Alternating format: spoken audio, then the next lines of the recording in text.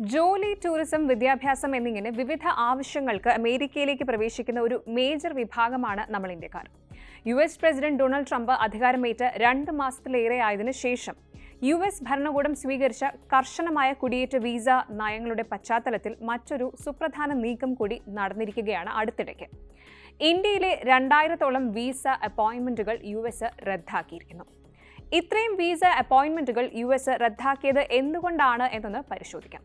ഇന്ത്യയിലെ US എംബസിയുടെ നിലവിലെ നടപടി തട്ടിപ്പുമായി ബന്ധപ്പെട്ട പ്രവർത്തനങ്ങൾ മൂലമാണ് എന്നാണ് പറയുന്നത്. തട്ടിപ്പുകാർ, അതായത് ഏജന്റുമാരോ അല്ലെങ്കിൽ ടെക്നിക്കൽ ബോട്ടുകൾ നിയമന സംവിധാനത്തിൽ വലിയ ലംഘനങ്ങൾ നടത്തിയതായി എംബസി കണ്ടെത്തി അവരുടെ അക്കൗണ്ടുകൾ താൽക്കാലികമായി നിർത്തിവെച്ചു എന്നാണ് റിപ്പോർട്ട്. കോൺസുലേറ്റ് ടീം ഇന്ത്യ ബോട്ടുകൾ ഉപയോഗിച്ച് ക്രിയേറ്റ് ചെയ്ത ഏകദേശം 2000 വിസ അപ്പോയിന്റ്മെന്റുകൾ റദ്ദാക്കുന്നു. തങ്ങളുടെ സ്കെഡ്യൂളിംഗ് നയങ്ങൾ ലംഘിക്കുന്ന ഏജന്റുമാരോടും ഫിക്സർമാരോടും ഒരു വിട്ടുവീഴ്ചയും ഇല്ല എന്ന് US എംബസി എക്സിലെ ഒരു പോസ്റ്റിൽ എഴുതി. ഉടനടി ഈ അപ്പോയിന്റ്മെന്റുകൾ റദ്ദാക്കുകയും അനുബന്ധ അക്കൗണ്ടുകളുടെ സ്കെഡ്യൂളിംഗ് പ്രിവിലേജുകൾ താൽക്കാലികമായി നിർത്തിവെക്കുകയും ചെയ്യുന്നുവെന്നും പോസ്റ്റ് കൂട്ടിച്ചേർത്തു. കഴിഞ്ഞ കുറച്ച് ആഴ്ചകളായി നമ്മുടെ അയൽരാജ്യങ്ങളായ പാകിസ്ഥാൻ, അഫ്ഗാനിസ്ഥാൻ, ഭൂട്ടാൻ എന്നിവയുൾപ്പെടെ 43 രാജ്യങ്ങളിൽ നിന്നുള്ളവരുടെ യാത്ര പരിമിതപ്പെടുത്താനുള്ള ട്രംപ് പദ്ധതിയുടെ ഭാഗമായി US കുടിയേറ്റ നിയമങ്ങൾ കർശനമാക്കിയിട്ടുണ്ടായിരുന്നു. ഇന്ത്യ ആസൂത്രിത യാത്രാ നിരോധന പട്ടികയിൽ ഇല്ലെങ്കിലും യാത്രക്കാർക്ക് കൂടുതൽ കർശനമായ സുരക്ഷാ പരിശോധനകൾ, വിസ സ്റ്റാമ്പിംഗിലെ ബാക്ക്ലോഗ്, US വിമാനത്താവളത്തിൽ ഡിറ്റൻഷൻ പോലും നേരിടേണ്ടി വരുമെന്ന് വിദഗ്ധർ പറയുന്നുണ്ട്. ജോലിക്കോ വിസ പുതുക്കലിനോ വേണ്ടി US നിന്ന് വിദേശത്തേക്ക് പോകുന്ന വ്യക്തികൾക്ക് അപ്രതീക്ഷിതമായ തടസ്സങ്ങൾ നേരിടേണ്ടി വന്നേക്കാം. വിദേശത്തുള്ള US കോൺസുലേറ്റുകളിൽ വിസ സ്റ്റാമ്പിംഗിലെ കാലതാമസവും വർദ്ധിച്ചുവരുന്ന ബാക്ക്ലോഗും കാര്യമായ തടസ്സങ്ങൾ സൃഷ്ടിക്കുന്നുണ്ട്. വിസ മുടങ്ങിക്കിടക്കുന്ന പ്രശ്നവും ആശങ്കാജനകമാണ്. ഇന്ത്യയിലെ US വിസ അപേക്ഷകളിൽ പ്രത്യേകിച്ച് B1, B2 അപേക്ഷകർക്കിടയിൽ കാര്യമായ കാലതാമസം നേരിടുന്നുണ്ട്. B1ഉം B2ഉം വിസകൾ താൽക്കാലിക സന്ദർശനങ്ങൾക്കായി യുണൈറ്റഡ് സ്റ്റേറ്റ്സ് നൽകുന്ന നോൺ എമിഗ്രന്റ് വിസകളാണ്. 2022-2023 അപേക്ഷകർക്ക് 800 മുതൽ 1000 ദിവസം വരെ കാത്തിരിക്കേണ്ടി വന്ന സാഹചര്യവുമുണ്ട്.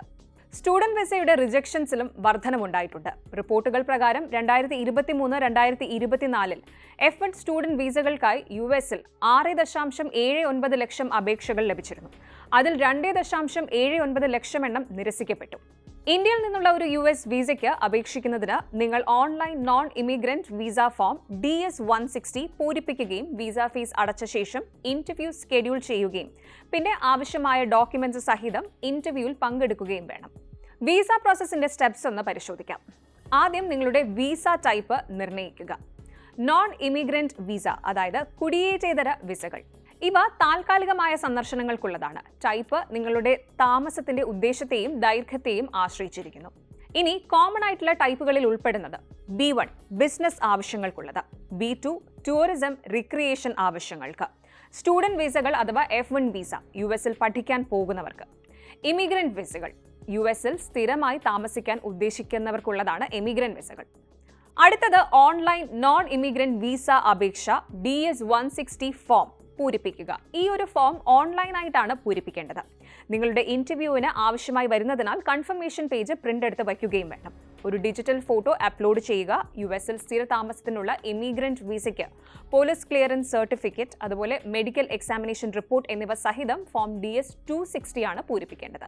അടുത്തത് നിങ്ങളുടെ വിസയുടെ ടൈപ്പ് അനുസരിച്ച് ഫീസ് അടയ്ക്കുക. നിങ്ങൾക്ക് ഓൺലൈനായി ഫീസ് അടയ്ക്കാൻ സാധിക്കും. 2025 ഇന്ത്യയിലെ non immigrant US visa fees 15,540 രൂപ മുതൽ 26,460 രൂപ വരെയാണ്. അടുത്തതായി വിസ ഇന്റർവ്യൂ സ്കെഡ്യൂൾ ചെയ്യുക. DS-160 പൂർത്തിയാക്കി ഫീസ് അടച്ചു കഴിഞ്ഞാൽ നിങ്ങൾക്ക് ഇന്റർവ്യൂ അപ്പോയിന്റ്മെന്റ് സ്കെഡ്യൂൾ ചെയ്യാം. അഭിമുഖം സ്കെഡ്യൂൾ ചെയ്യുന്നതിനെക്കുറിച്ചും വിസ അപേക്ഷാ കേന്ദ്രത്തിന്റെയോ എംബസിയുടെ സ്ഥലത്തെക്കുറിച്ചും ഇന്ത്യയിലെ US എംബസി ആൻഡ് കോൺസുലേറ്റ്സ് വെബ്സൈറ്റിൽ നിങ്ങൾക്ക് വിവരങ്ങൾ കണ്ടെത്താനാകും. ഇനി ആവശ്യമായ ഡോക്യുമെന്റ്സ് തയ്യാറാക്കുക എന്നതാണ്. നിലവിലുള്ളതും അതുപോലെ വാലിഡ് ആയിട്ടുള്ളൊരു പാസ്പോർട്ട്, ഉദ്ദേശിക്കുന്ന യാത്രാ പദ്ധതി, യാത്രയുടെ മുഴുവൻ ചെലവും വഹിക്കാനുള്ള ഫണ്ടിന്റെ തെളിവ്, അതായത് ബാങ്ക് സ്റ്റേറ്റ്മെന്റുകൾ, ആസ്തികളുടെ തെളിവ് മുതലായവ, നിങ്ങളുടെ മാതൃരാജ്യവുമായുള്ള ബന്ധത്തിന്റെ തെളിവ്, അതായത് എംപ്ലോയ്മെന്റ് വെരിഫിക്കേഷനോ സ്കൂൾ എൻറോൾമെന്റോ സ്വത്തിന്റെ ഉടമസ്ഥാവകാശം മുതലായവ. DS-160 സ്ഥിരീകരണ പേജ് വേണം. നിങ്ങളുടെ വിസ ടൈപ്പ് അനുസരിച്ച് മറ്റ് രേഖകൾ, ഉദാഹരണത്തിന് സ്റ്റുഡന്റ് വിസകൾക്ക് I-20 ഫോം ഉണ്ട്. ഒരു US സ്കൂളിൽ പ്രവേശനം നേടിയതിന്റെ തെളിവ് മുതലായവ ആവശ്യമാണ്. ഇനി അടുത്തത് വിസയുടെ ഇന്റർവ്യൂ ആണ്. ആവശ്യമായ എല്ലാ രേഖകളും കോൺസുലർ ഓഫീസർക്ക് മുന്നിൽ സമർപ്പിക്കുക. നിങ്ങളുടെ യാത്രയെയും ഉദ്ദേശങ്ങളെയും കുറിച്ചുള്ള ചോദ്യങ്ങൾക്ക് ഉത്തരം നൽകാൻ തയ്യാറാവുക. ഇനി ഇന്റർവ്യൂവിന് ശേഷം നിങ്ങളുടെ വിസ അപേക്ഷയിലെ തീരുമാനം കോൺസുലർ ഓഫീസർ നിങ്ങളെ അറിയിക്കും. അംഗീകരിക്കപ്പെട്ടാൽ നിങ്ങളുടെ വിസ നൽകുകയും നിങ്ങളുടെ പാസ്പോർട്ടിൽ അത് അറ്റാച്ച് ചെയ്യുകയും ചെയ്യും. പ്രത്യേകം അറിയേണ്ട ഒന്നാണ് വിസ വേവ് പ്രോഗ്രാം അഥവാ വിസ ഒഴിവാക്കൽ. ചില രാജ്യങ്ങളിലെ പൗരന്മാർക്ക് ടൂറിസത്തിനോ ബിസിനസ് യാത്രയ്ക്കോ വേണ്ടി 90 ദിവസമോ അതിൽ കുറവോ കാലത്തേക്ക് വിസ ഇല്ലാതെ യുണൈറ്റഡ് സ്റ്റേറ്റ്സ് സന്ദർശിക്കാൻ സാധിക്കും. ഇനി US വിസ അപേക്ഷയിൽ ചെയ്യേണ്ടതും ചെയ്യരുതാത്തതുമായ കാര്യങ്ങളൊന്ന് പരിശോധിക്കാം. ചെയ്യേണ്ട കാര്യങ്ങൾ ആദ്യം നോക്കാം. മുൻകൂട്ടി പ്ലാൻ ചെയ്യുക. പ്രോസസ്സ് നേരത്തെ ആരംഭിക്കുക. ആവശ്യമായ എല്ലാ രേഖകളും ശേഖരിക്കുക. നിങ്ങളുടെ വിസ ടൈപ്പിന്റെ റിക്വയർമെന്റ്സ് സ്വയം മനസ്സിലാക്കുക. അടുത്തത് DS 160 കൃത്യമായി പൂരിപ്പിക്കുക എന്നതാണ്. ഈ ഫോമിലെ എല്ലാ വിവരങ്ങളും സത്യമാണെന്നും നിങ്ങളുടെ സപ്പോർട്ടിംഗ് ഡോക്യുമെന്റ്സുമായി മാച്ച് ചെയ്യുന്നുണ്ടെന്നും ഉറപ്പാക്കുക. അടുത്തത് സഹായക രേഖകൾ തയ്യാറാക്കുക. Passport, invitation letters, financial statements, നിങ്ങളുടെ മാതൃരാജ്യവുമായുള്ള ബന്ധത്തിന്റെ തെളിവ് എന്നിവ പോലുള്ള ആവശ്യമായ എല്ലാ സപ്പോർട്ടിംഗ് ഡോക്യുമെന്റ്സും ശേഖരിക്കുക. ഇനി ഇന്റർവ്യൂവിന്റെ പ്രതികരണങ്ങൾ പരിശീലിക്കുക. നിങ്ങളുടെ യാത്രാ പദ്ധതികളും ഉദ്ദേശവും വ്യക്തമായി വിശദീകരിക്കാൻ നിങ്ങൾക്ക് കഴിയുമെന്ന് ഉറപ്പുവരുത്തുക. സാധാരണ ഇന്റർവ്യൂ ചോദ്യങ്ങൾ കണ്ടുപിടിച്ച് നിങ്ങളുടെ ഉത്തരങ്ങൾ പ്രാക്ടീസ് ചെയ്യുക. അഭിമുഖത്തിനിടെ പോസിറ്റീവും പ്രൊഫഷണലുമായ ഒരു പെരുമാറ്റം പ്രകടിപ്പിക്കുക. കോൺസുലർ ഉദ്യോഗസ്ഥനോട് ബഹുമാനം പുലർത്തുക. പ്രൊഫഷണലായി വസ്ത്രം ധരിക്കുക. ബിസിനസ് കാഷ്വൽസ് അല്ലെങ്കിൽ ഫോർമൽ അറ്റയർസ് ആണ് ഉചിതം. സ്കെഡ്യൂൾ ചെയ്ത ഇന്റർവ്യൂവിനായി കൃത്യസമയത്ത് എംബസിയിലോ കോൺസുലേറ്റിലോ എത്തുക. നിങ്ങളുടെ യാത്രാ പദ്ധതികളെയും ഉദ്ദേശത്തെയും കുറിച്ച് സത്യസന്ധതയും സുതാര്യതയും പുലർത്തുക. എംബസിയുടെയോ കോൺസുലേറ്റിന്റെയോ നിരോധിത വസ്തുക്കളുടെ പട്ടിക ഒന്ന് പരിശോധിക്കുക. സെക്യൂരിറ്റി റെഗുലേഷൻസും പാലിക്കുക. ഇനി ചെയ്യാൻ പാടില്ലാത്ത കാര്യങ്ങൾ ഒന്ന് പരിശോധിക്കാം. അപേക്ഷയിലോ അഭിമുഖത്തിനിടയിലോ ഒരിക്കലും തെറ്റായതോ തെറ്റിദ്ധരിപ്പിക്കുന്നതോ ആയ വിവരങ്ങൾ നൽകരുത്. ഇന്റർവ്യൂവിനിടയിൽ അഹങ്കാരത്തോടെ പെരുമാറുകയോ അമിത ടെൻഷൻ കാണിക്കുകയോ ചെയ്യരുത്. ഇന്റർവ്യൂവിന് തയ്യാറെടുക്കുന്നത് പ്രധാനമാണെങ്കിലും സ്ക്രിപ്റ്റഡ് ആയിട്ടുള്ള ഉത്തരങ്ങളെ ആശ്രയിക്കുന്നത് ഒഴിവാക്കുക. സ്വാഭാവികമായി ഉത്തരം നൽകാൻ ശ്രമിക്കുക. കോൺസുലർ ഓഫീസറുടെ തീരുമാനത്തോട് നിങ്ങൾ വിയോജിക്കുന്നുവെങ്കിൽ പോലും ശാന്തനും ആദരവുള്ളവനുമായി തുടരുക. ഒരു കാരണവശാലും ഒരു ആർഗ്യുമെന്റിന് തുനിയരുത്. പ്രത്യേകമായി അനുവദിക്കാത്ത പക്ഷം കുടുംബാംഗങ്ങളെ അഭിമുഖത്തിന് കൊണ്ടുവരുന്നത് ഒഴിവാക്കുക. നെഗറ്റീവായിട്ടുള്ള ഒരു ബോഡി ലാംഗ്വേജ് ഒഴിവാക്കുക. അതായത് പ്രത്യേകം ശരീരഭാഷ ശ്രദ്ധിക്കണം. നല്ല ഭാവം നിലനിർത്തുക. കൈകൾ കൂട്ടിമുട്ടുകയോ വിറയ്ക്കുകയോ ചെയ്യുന്നത് ഒഴിവാക്കുക. ഫോം ഫിൽ ചെയ്യുമ്പോൾ വ്യക്തമായി ഓപ്ഷണലായി അടയാളപ്പെടുത്തിയിട്ടില്ലെങ്കിൽ ഒരു ഫീൽഡും ശൂന്യമാകരുത്. ഒരു വിസ യുണൈറ്റഡ് സ്റ്റേറ്റ്സിലേക്കുള്ള പ്രവേശനം ഉറപ്പു നൽകുന്നില്ല എന്നൊരു ശ്രദ്ധിക്കേണ്ട കാര്യം കൂടിയുണ്ട്. ഒരു വിദേശ പൗരന് US പോർട്ട് ഓഫ് എൻട്രിയിലേക്ക് യാത്ര ചെയ്യാൻ വിസ അനുവദിക്കുന്നുണ്ട്. പക്ഷേ department of homeland security, US customs and border protection, ഇമിഗ്രേഷനിലെ ഇൻസ്പെക്ടറിന് യുണൈറ്റഡ് സ്റ്റേറ്റ്സിലേക്കുള്ള പ്രവേശനം അംഗീകരിക്കാനും നിരസിക്കാനും സാധിക്കും.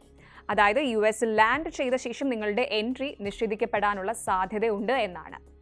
പ്രവേശനം നിഷേധിക്കപ്പെട്ടാൽ നിങ്ങളെ മാതൃരാജ്യത്തേക്ക് തിരിച്ചയക്കും. നിങ്ങളുടെ മടക്കയാത്രയുടെ ചെലവുകൾക്ക് എയർലൈൻ ഉത്തരവാദിയായിരിക്കും. ചില സന്ദർഭങ്ങളിൽ നിങ്ങളുടെ പ്രവേശനക്ഷമത സ്ഥിരീകരിക്കുന്നതിന് നിങ്ങളെ കൂടുതൽ ചോദ്യം ചെയ്യലിനോ സ്ക്രീനിങ്ങിനോ വിധേയമാക്കിയേക്കാം. തടങ്കലാക്കാനുള്ള സാധ്യതയും തള്ളാനാവില്ല. വഞ്ചന, സുരക്ഷാ ഭീഷണികൾ അല്ലെങ്കിൽ മറ്റു പ്രശ്നങ്ങൾ എന്നിവയെക്കുറിച്ച് ആശങ്കകൾ ഉണ്ടെങ്കിൽ അന്വേഷണത്തിനായോ അല്ലെങ്കിൽ പ്രോസിക്യൂഷനോ വേണ്ടി നിങ്ങളെ കസ്റ്റഡിയിലെടുത്തേക്കാം. നിങ്ങൾക്ക് പ്രവേശനം നിഷേധിക്കപ്പെട്ടാൽ നിരസിക്കലിന്റെ കാരണങ്ങൾ മനസ്സിലാക്കുന്നതിനും ഭാവി യാത്രയ്ക്കുള്ള ഓപ്ഷനുകൾ പര്യവേക്ഷണം ചെയ്യുന്നതിനും നിങ്ങളുടെ മാതൃരാജ്യത്തിലെ US എംബസിയെയോ കോൺസുലേറ്റിനെയോ ബന്ധപ്പെടണം.